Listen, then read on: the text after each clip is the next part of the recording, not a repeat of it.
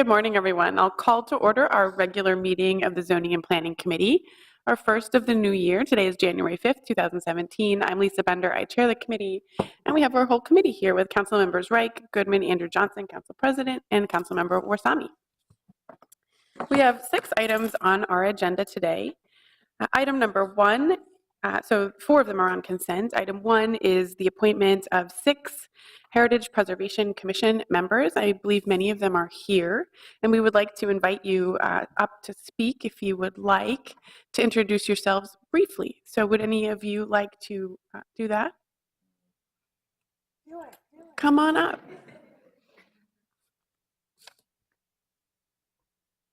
Hello, I'm Madeline Sundberg. I live in Kingfield neighborhood, and I'm on the Kingfield Neighborhood Association board there. I work at McDonald Mack Architects, which is a preservation architecture firm, and I've lived in the city for about 5 years now.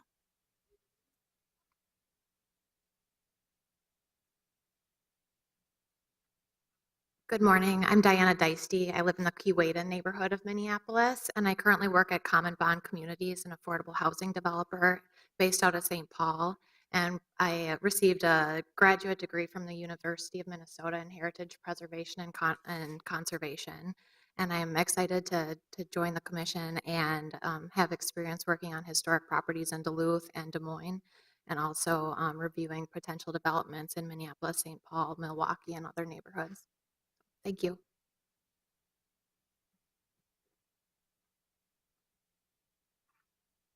Hi, I'm Barbara Mitchell Howard, and I live in East Calhoun. And I just started my own business last summer, doing online education for heritage preservation.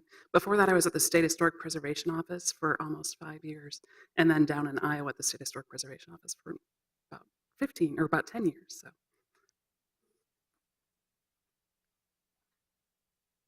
Hi, I'm Ian Stady.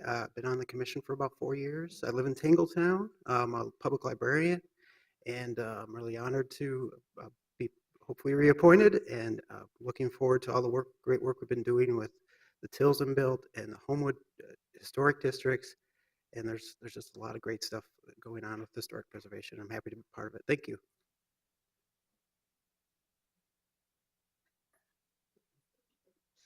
Welcome.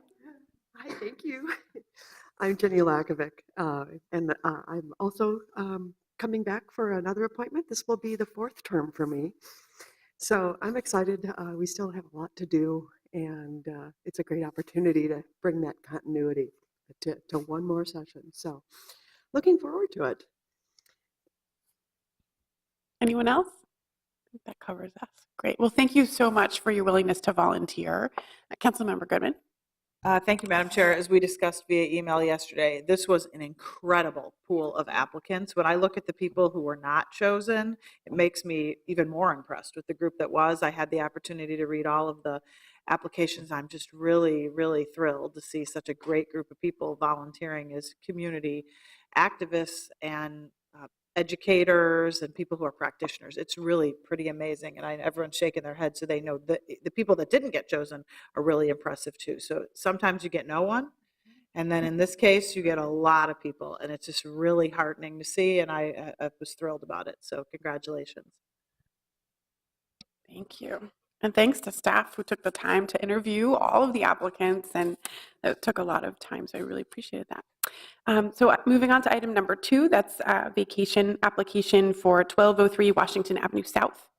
Item number 3 is approving the rezoning for the address at 861 Hennepin Avenue to add the industrial living overlay district to allow for some commercial uses there. And item number 4 is the rezoning at 2601 Lindell Avenue South to allow for a new mixed use development there. Anyone want to discuss or pull any of those items? I will move items 1 through 4. All those in favor, please say aye. Aye. Any opposed? And those 4 items carry. The last 2 items are each actually historic preservation issues, if anyone wants to stay. And we wanted to have a brief presentation from staff on each of them. So we'll begin with item number 5, which is the Pilgrim Rest Baptist Church at 5100 James Avenue North. Good morning. My name is Saada Abdi, and I am presenting the landmark designation of Pilgrim Rest Baptist Church at 5100 James Avenue North in the Shingle Creek neighborhood in Ward 4. The nominator was the current pastor, Gaither Robinson. The story of this community dates back to the early 1920s when African Americans who were former slaves and children of former slaves moving from southern states to Minneapolis seeking a better life. This map shows the geographic isolation of African Americans in Minneapolis in 1930. Each dot represents 5 people. The African American community in the Shingle Creek is noteworthy for its size and how isolated they were from other communities in the city. While their isolation disconnected them from other communities, their small number enabled them to live in a quiet area. This community had higher rates of home ownership and literacy among African Americans than European settlers. This community is significant to Minneapolis' history as it is symbolic of a community that thrived and achieved success during a period of harsh racial discrimination and segregation. Pilgrim Rest was significant to the community not only as a place of worship, but as a social gathering space and a community anchor. For these reasons, the church meets criteria number 1 and 3 as noted in the study.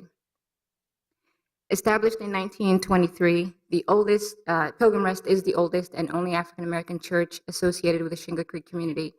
In 1929, the church was formally organized and incorporated, and they bought 2 lots at the corner of 51st Avenue and James Avenue North, where the church is currently located. The first official building used by the church was a converted garage in the 1920s through the 40s. In 1953, the church had plans to build a new building, but the funding ran out once they built a foundation. For 14 years, they used that basement as a place of worship until the existing church building was donated in 1968 by Hope Lutheran Church, only a few blocks from the current site.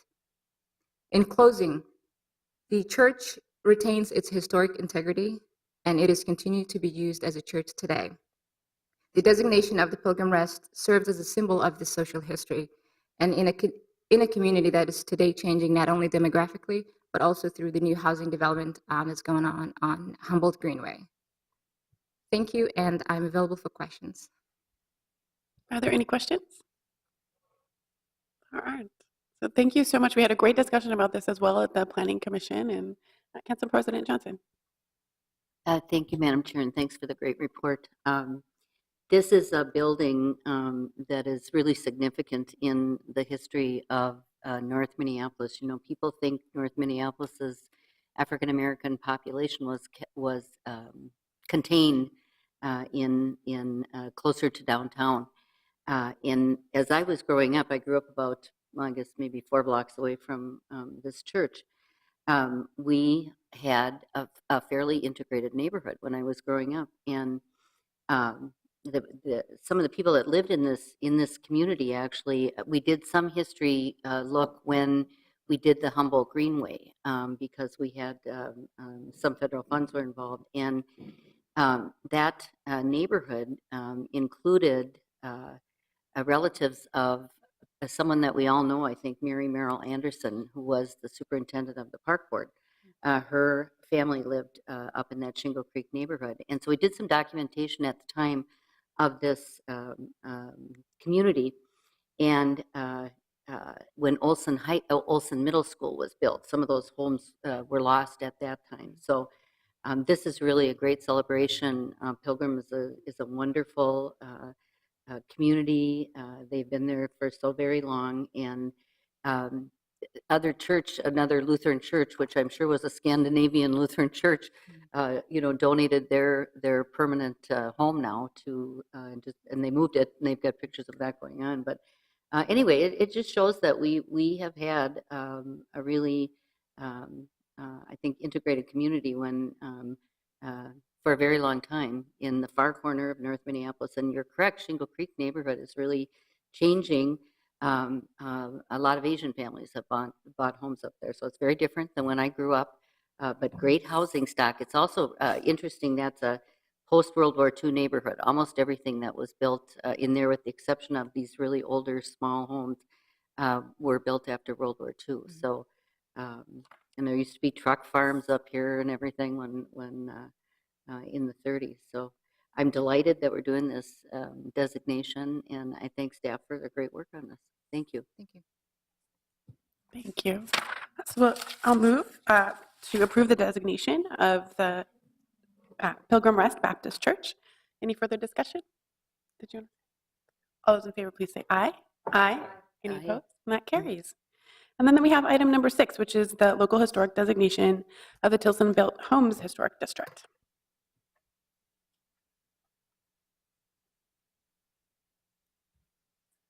And I'll just note we've been joined by Councilmember Glidden, who is the council member for the ward where this district is located. Good morning, Chair Bender and committee members. My name is Andrew Friends.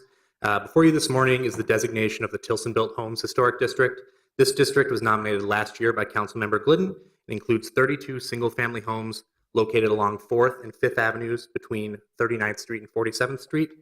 The homes were among 52 homes that were developed between 1954 and 1956 as part of the first integrated commercial housing project in Minnesota. On this map, you can see that the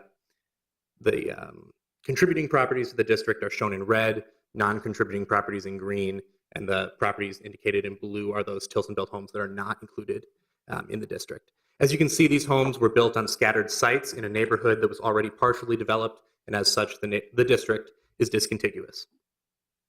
The Heritage Preservation Commission has found the district to be significant under 2 of the criteria listed in the Preservation Ordinance.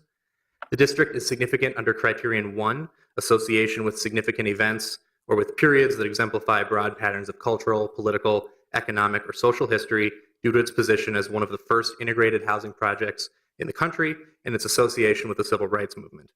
This was the first privately developed integrated housing project in Minneapolis and came at a time when housing discrimination was commonplace and African Americans in Minneapolis were particularly affected. The Tilson-built homes, together with other early integrated housing projects, helped to demonstrate that integrated housing could be successful and pave the way for future projects to reduce discrimination in housing. The district is also significant under Criterion 2, association with significant persons or groups due to its association with Edward Tilson and Archie Gibbons.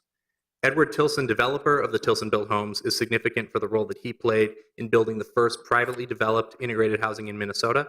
In addition to this project, in 1947, he also developed the first privately developed integrated rental housing in the entire country, a series of row houses on Carroll Avenue in St. Paul.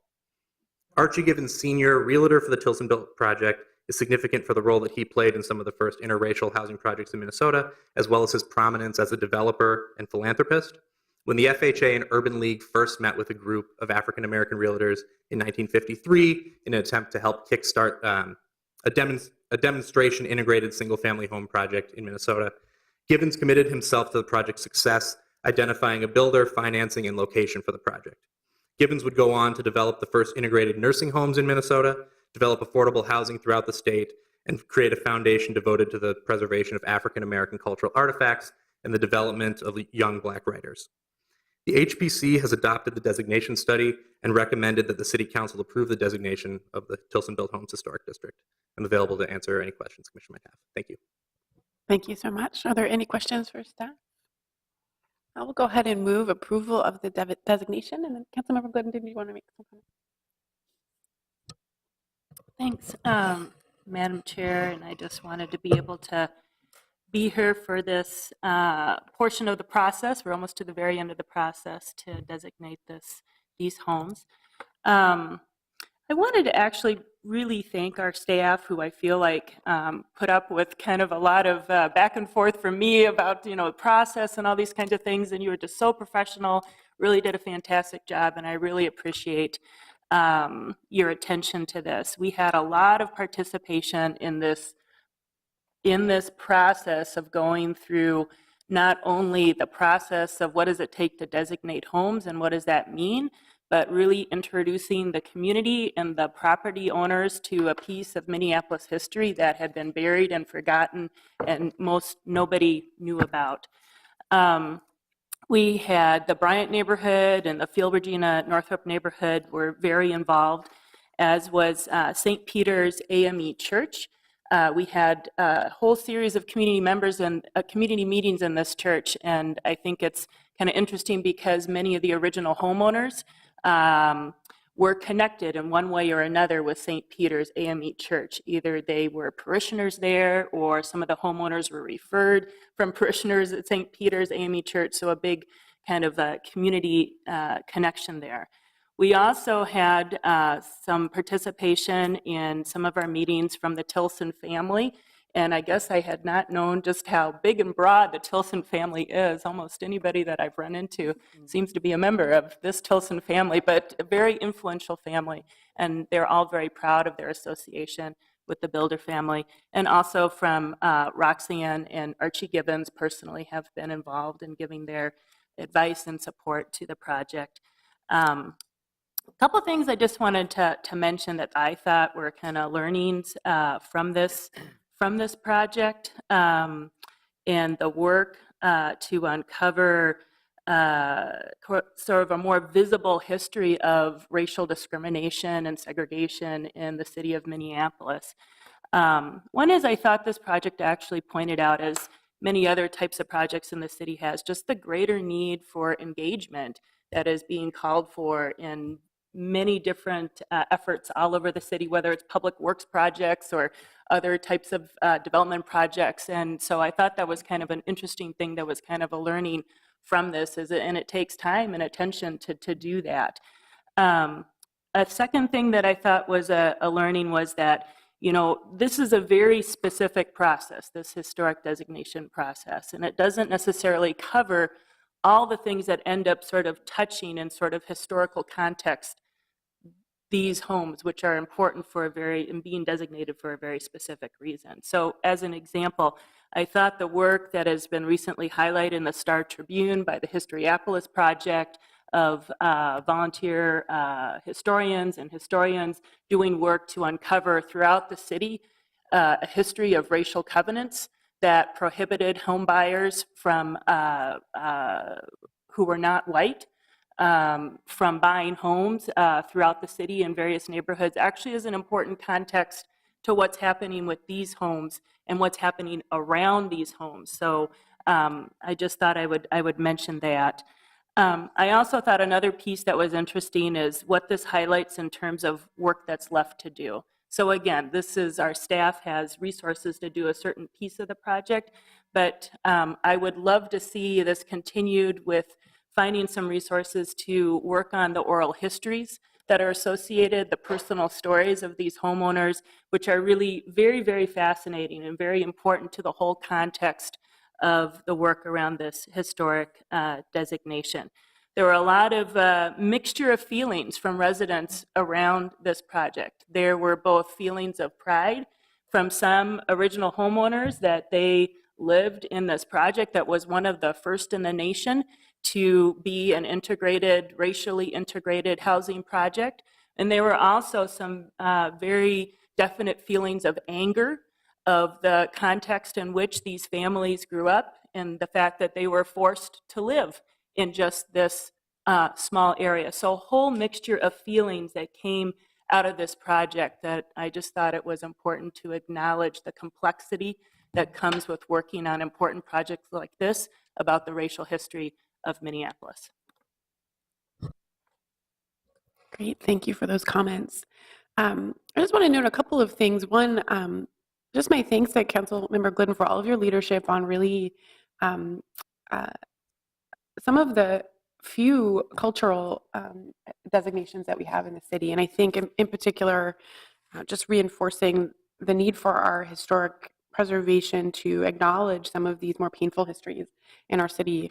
Councilmember Reich and I had the chance as part of the comp plan steering committee to see staff's early work that's incorporating some of the research that Councilmember Glidden referenced about the history of racial covenants in our city. And the maps of that work, if you've seen them, it's pretty easy to draw conclusions from today, even anecdotally, where you can see where folks weren't able to get mortgages, or you can see the red line that goes along 4th Avenue that then became the 35W freeway. So I'm really glad that our staff is working to incorporate this now into our future planning efforts. And so one of the outcomes of that meeting was us identifying a need to capture some of the community voices as well.